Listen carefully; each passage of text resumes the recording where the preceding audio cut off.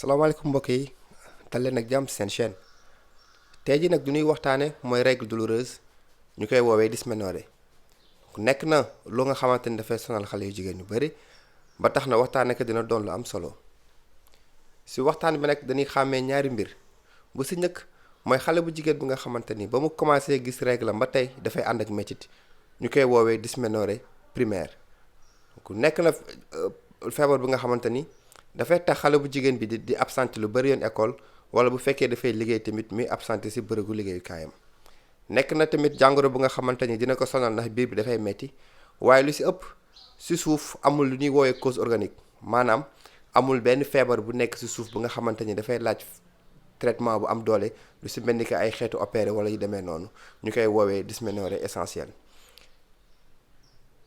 ba pare tamit lu ci ëpp ci xeetu dysménorrhée primaire yooyu ku jigéen ki bu demee ba jël ëmmam bu njëkk wala sax am doomam bu njëkk mettit bi dafay dañ wala mu wàññeeku bu baax. dysménorrhée primaire boobu nag traitement wam lu muy laaj mooy garab bi nga xamante ni dafay tax mettitu biir bi di wàññeeku lu ci ëpp mooy lu ñuy woowee anti-inflammatoire moom la ñuy joxe.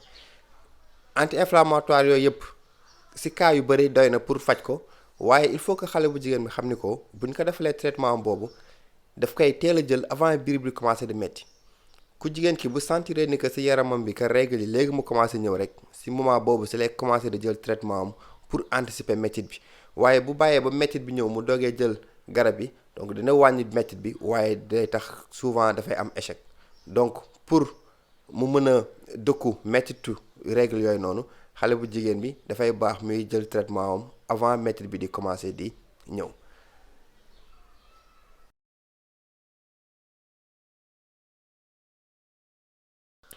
en plus traitement boobu noonu nag parfois mën nañ dem sax bi utiliser ay xeetu garab yu nga xamante ni moom la ñuy jëfandikoo pour def planning uniquement pour def traitement bi waaye lu si mënti xew dañuy waxtaan ak ku jigéen ki donc traitement bi dina nekk traitement bu nga xamante ni dañ koy waxtaane et dinañu proposer ndaw si traitement bu nga xamante ni moom mooy gën si wér-gu-yaramam. ñaareelu mbir bi nag mooy ndaw su nga xamante ni daawul woon am métit bi gis règle wala daaw na am métit waaye métit bu yem rek mu jékki-jékki métit bi commencé ñëw wala métit bi yokku loolu nag ñu ngi koy faral di gis ci jigéen ñu nga xamante ni seen at daa gën a sori lu dem ci mel ni ay 30 ans wala ay 40 ans donc ci xeet bi nag moom souvent dafay am feebar bu nekk ci suuf bu koy waral te ci feebar yooyu noonu yëpp bu ñuy nekk xalaat mooy lu ñuy woowee endométriose. pour comprendre nag lan mooy endométriose dañuy xool photo bi ma leen di wan lii nii moom mooy butigu njurukaay bu normal butigu njurukaay ku jigéen ki mën nañu wax ni que ñetti mur la am wala ñetti partie ci kaw bu ci njëkk bi moom la ñuy woowee séreuse bu paree am na lu ñuy woowee myomètre ci biir nag mooy lépp lu rouge li ngeen di gis lu xonk li ngeen di gis moom la ñuy woowee endomètre. endomètre bi nag moom mu xolam lenn la mooy bu ëmb amee fii lay tegu màggee fi ba mat ku jigéen ki wasin bu fekkee nag ëmb amul chaque weer lii dafay dañ koy éliminer mu bokk ci règle yi. ci ku jigéen ku nga xamante ni nag dafa am endométriose mooy partie rouge yi ñuy wax endomètre au lieu que mu yem ci biir butigu njurukaay bi rek dafay nekk feneen ci yaram bi mën na nekk ci muscle bi ci myomètre bi mën na nekk ci séreuse bi mën na sax nekk ci ovaire yi mën na tamit nekk ci butitu biir bi mën na sax dem ba nekk tamit ci sawukaay bi donc looloo tax ku jigéen ki moom bii gis règle donc partie endomètre yooyu nekk feneen yooyu tamit dañuy bëgg génnaale ci règle yi moo tax muy àndaale souvent ay métit yu tar. leneen tamit ci ñu jigéen ñu nga xamante ni dañuy am endométriose mooy souvent dañuy am ay jafe-jafe pour am doom ñu koy woowee infertilité ba pare tamit parfois bu ñuy sëy ak seen jëkkër dañuy am tamit ay métit ñu koy woowee dyspareunie. endométriose boobu nag pour diagnostic bi bu ñu examiner ku jigéen ki ba am ak moom waxtaan dina mën a tax ñu xalaat ni ko war na mën a doon endométriose ba defal ko ay examen complémentaire yu si mel ni ay échographie wala IRM mën nañ sax dem ba defal ko lu ñuy woowee léegi cœlioscopie bu nga xamante ni benn genre intervention bu ndaw la bu nga xamante ni ay caméra la ñuy dugal ci biir bi pour xool donc cœlioscopie boobu mën na tax ñu xam ni que endométriose la ba pare tamit en même temps mën na tax ñu faj ko parce que mën na tax ñu dindi lésion yooyu ñuy gis. waaw endométriose boobu nag traitement moom daf ñaari pàcc la am na partie médicale maanaam ay garab yu ñuy joxe am na tamit souvent partie bu ñuy wax partie chirurgicale waaye nekk na feebar bi nga xamante ni pour jël ko en charge dafay laaj waxtaan ak médecin yu bëri surtout bu fekkee ku jigéen ki dafa am problème pour am doom. am na sax yenn cas yu nga xamante ni dañuy dem ba dindi butigu njurukaay ku jigéen ki ñu koy woowee hystérectomie uniquement pour mun ko permettre mu féex ndax mettit yi dafay dem ba jéggi dayoo mais loolu lu si ëpp dafay nekk si ku jigéen ku nga xamante ni moom amatul désir pour jël ëmb. bu ñu weesoo endométriose boobu am na tamit yeneen xeetu feebar yu nga xamante ni mën na tax ku jigéen ki commencer am mettit buy gis règle donc lu si mel ni fibrome donc fibrome tamit mën na indi ay mettitu biir. leneen li tamit mooy planning boobu ñuy woowee appareil te ñu koy def ci kanamu ku jigéen ki boobu tamit mën na àndal métit biir mais yooyu mën na la jox ay garab yu nga xamante ni métit bi du tar torop. bu fekkee tamit règle bi fu mu war a jaar pour génn ñu koy woowee col de l'utérus donc bu fekkee bunt boobu dafa tëjee ñu koy wax sténose loolu tamit mën na créer ay métit ci règle waaye bu ñu demee kër docteur dañ koy déboucher rek comme ça règle yi génn bu ko defee métit yooyu jeex. kon mbokk yi li nañ leen indiloon tey seen émission donc di leen di remercier pour abonnement yi donc di ñaan ñu nga xamante ne abonné gul ñu abonné parce que moom mooy mën a jàppale chaîne bi di gën a développé ba pare tamit ñu leen di fàttali ngeen yëngal seen yaram parce que sport dafa baax ci wér gu yaram te dina leen éviter ngeen am yenn jàngoro yi.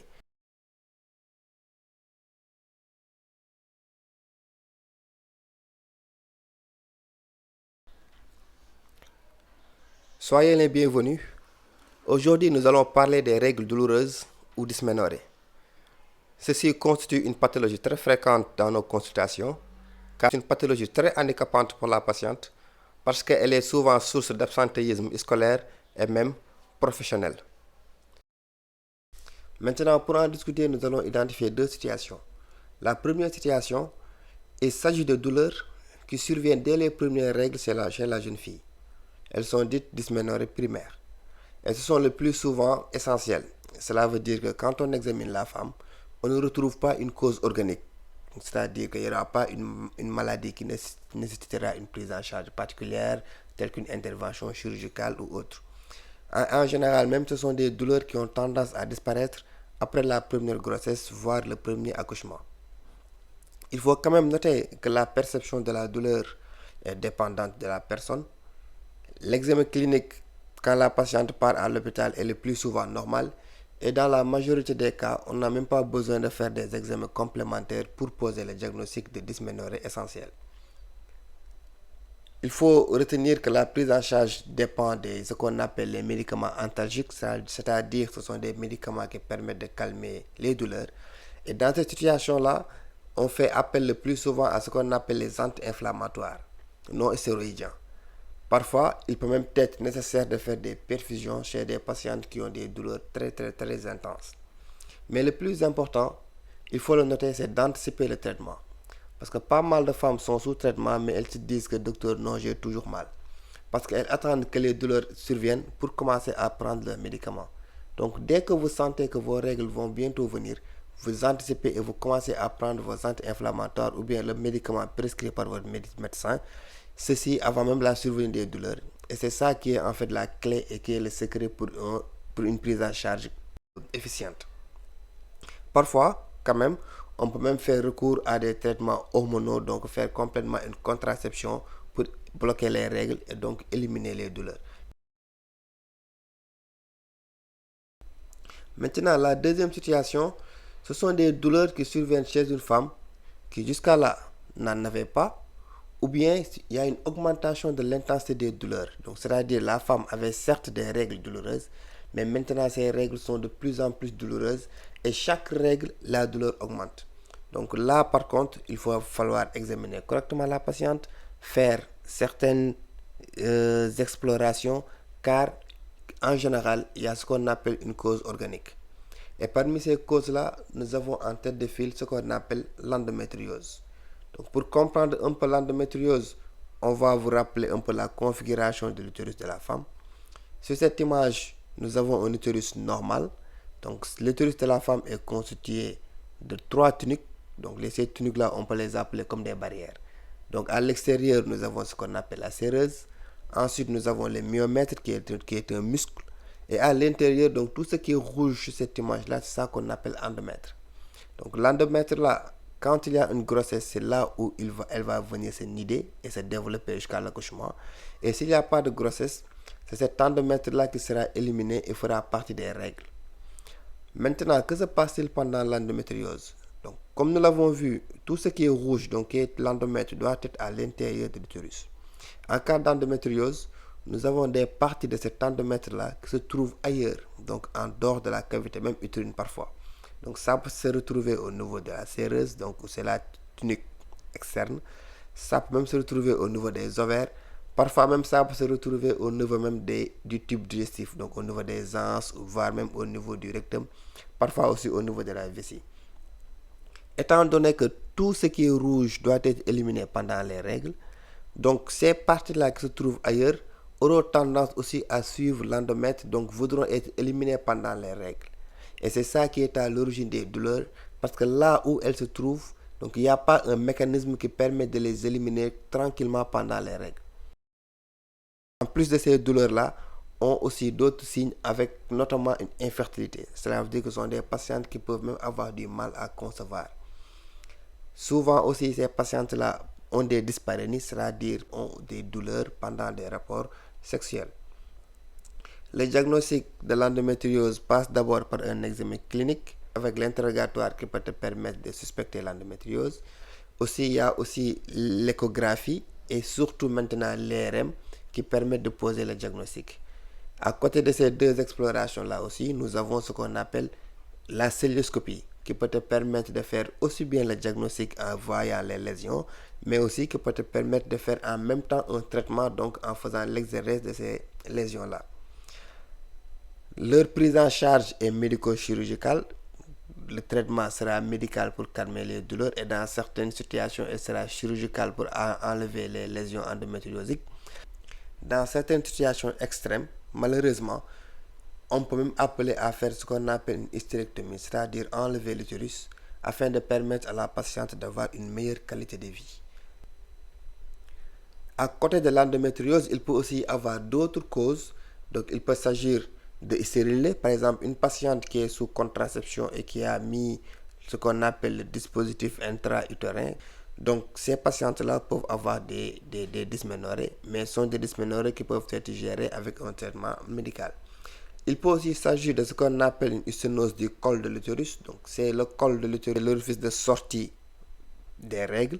Maintenant, si cet orifice-là est fermé, ce qu'on appelle une sténose, donc ça aussi, ça entraîne des douleurs parce que les règles vont chercher à sortir, mais la porte est fermée. Donc, et cette lutte-là va créer une douleur.